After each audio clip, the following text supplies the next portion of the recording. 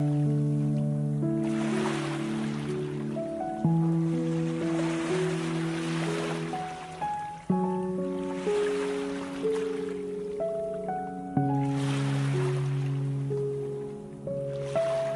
que les valeurs enseignées aujourd'hui dans nos écoles suffisent-elles pour être un homme intègre? Je pense même pas que au niveau de nos écoles, nous sommes encore... Parce que moi, ce que j'ai reçu de l'école, je les ai gardés. Mais aujourd'hui, on a l'impression que ce n'est plus vraiment ça.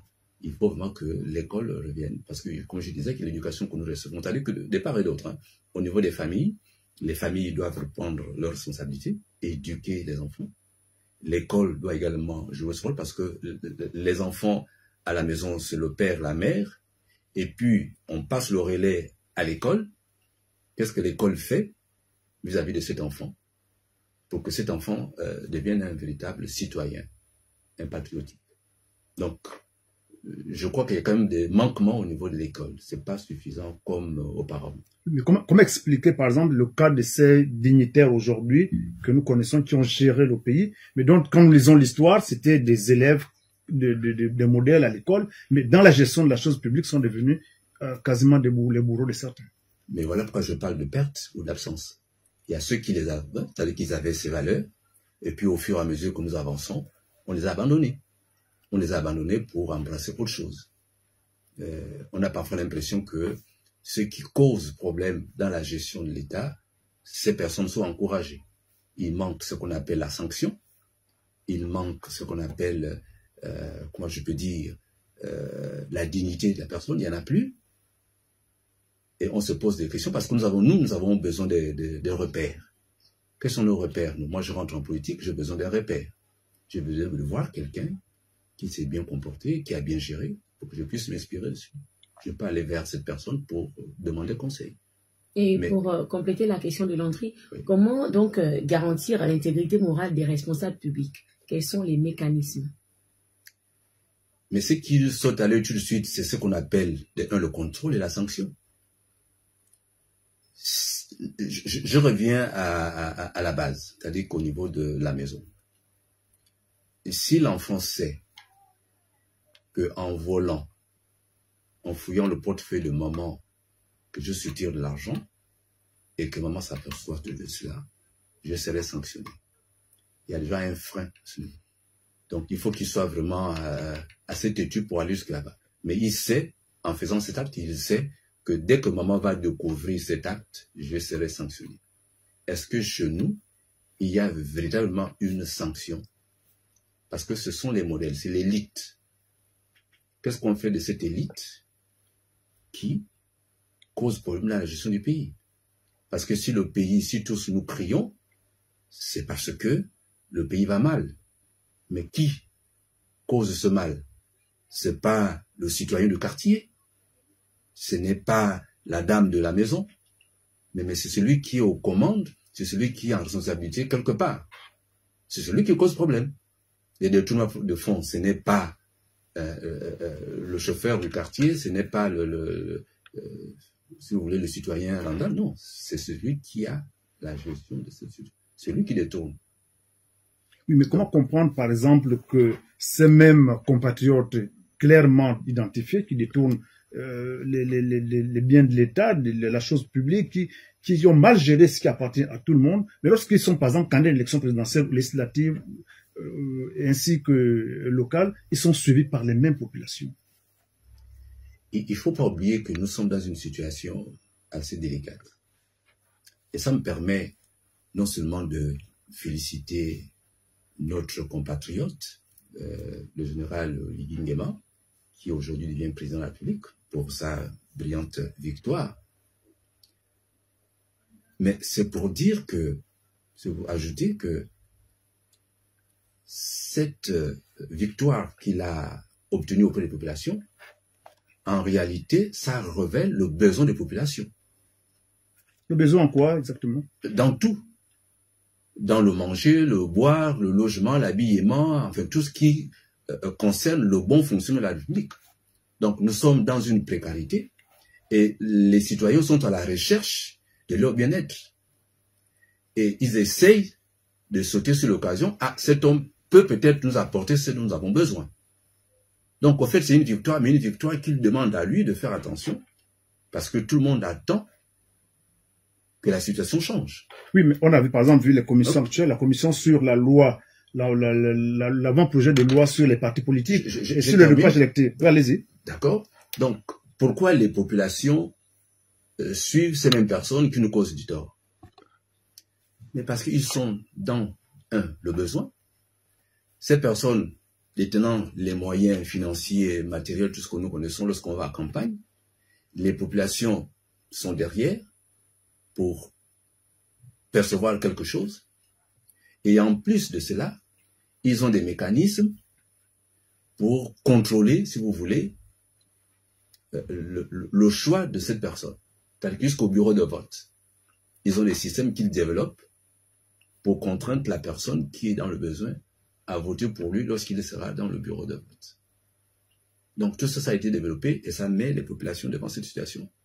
Mais je crois que si nous gérons bien le pays, si chaque citoyen reçoit ce qu'il revient de droit, je crois qu'à un moment donné, nous les politiques, on aura du mal à convaincre, c'est-à-dire qu'il faut vraiment être assez convaincant pour que la personne puisse vous suivre, puisse vous voter, parce que cette personne, vous faites qu'est-ce qu'elle attend de vous, une bonne gouvernance, enfin, peut changer les choses. Mais déjà, cette personne a le minimum. Cette personne peut inscrire ses enfants à l'école, peut se soigner correctement, peut se faire transporter, peut être en sécurité. Donc, si vous n'êtes pas sérieux, si vous n'êtes pas assez convaincant dans ce que vous dites, vous risquez d'être battu. Vous êtes auteur d'un livre sur la bonne gouvernance. Quels sont les principes républicains fondamentaux qui doivent guider la bonne gouvernance dans cette 5e République? Je disais dans l'une de mes déclarations que reconstruire le Gabon autrement, ce n'est pas seulement, et là je m'adresse à notre chef de l'État, ce n'est pas seulement construire les routes, construire les écoles, trouver de l'emploi, mais il faut aussi reconstruire la mentalité. Et la première mentalité à reconstruire, c'est l'élite, parce que c'est l'élite qui tire les autres. Et si cela est reconstruit, forcément, il y aura des bienfaits, il y aura des retombées positives, d'accord, pour le reste. Donc, ce que nous recherchons dans la bonne gouvernance par rapport à la République, c'est la bonne gestion du bien commun. J'aime parler de manière simple quand on parle de la politique. Je dis la politique, c'est la gestion des biens communs.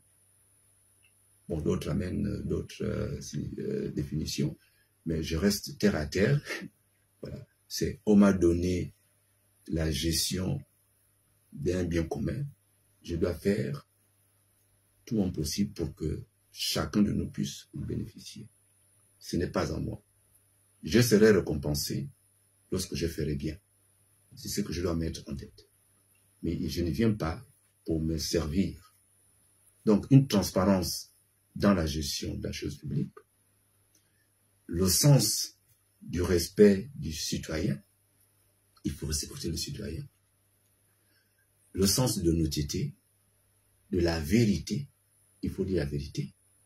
Si vous me permettez, aujourd'hui, si les réseaux sociaux prennent de l'envol, c'est parce qu'on a l'impression qu'on nous cache la vérité dans le fonctionnement du pays.